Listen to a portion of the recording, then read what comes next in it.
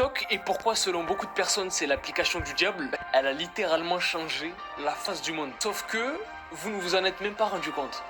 Est-ce que vous êtes prêts? Parce qu'aujourd'hui les gars, on est parti pour une grosse vidéo.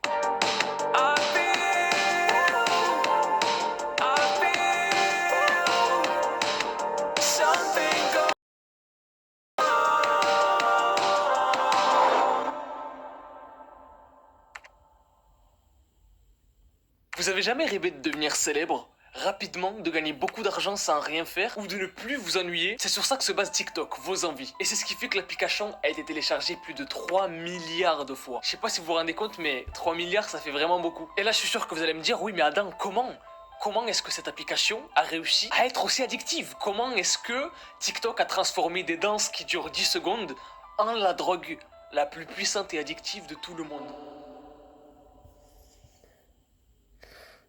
En fait, pour répondre à cette question, il faut retourner en 2012. 2012, c'est l'année de la fin du monde, l'année de mes 11 ans, l'année où le meilleur Call of Duty de l'histoire est sorti, et aussi l'année où une application fait le buzz en Europe et aux États-Unis. Cette application, c'est Vine. Vine, c'était une application où on pouvait faire des vidéos qui durent 6 secondes.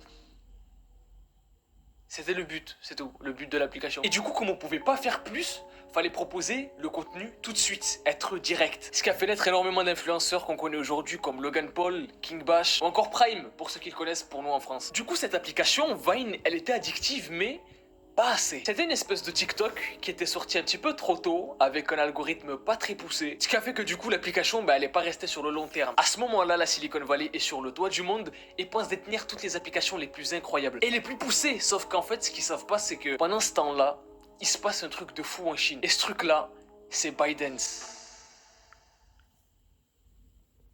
On est en 2012 et ByteDance au début c'est une simple start-up. En gros c'est une espèce de mini-entreprise voilà, qui vient juste de débuter. Cette start-up là est chinoise et le président de la start-up c'est Xiang Yiming. Ce mec là c'est un entrepreneur chinois du coup dans tout ce qui est internet, technologie, intelligence artificielle. Et à ce moment-là, ByteDance va commencer à mettre énormément d'argent, pratiquement tout son argent en fait, dans la création d'une intelligence artificielle sous la forme d'une application en fait. Et tout ça avec l'aide du gouvernement chinois pour fabriquer du coup l'intelligence artificielle la plus puissante du monde. À ce moment-là, la Chine du coup, comme je vous l'ai dit, elle les aide parce qu'elle est intéressée par leur système en fait. La Chine est intéressée par ce qu'ils veulent faire parce que la Chine commence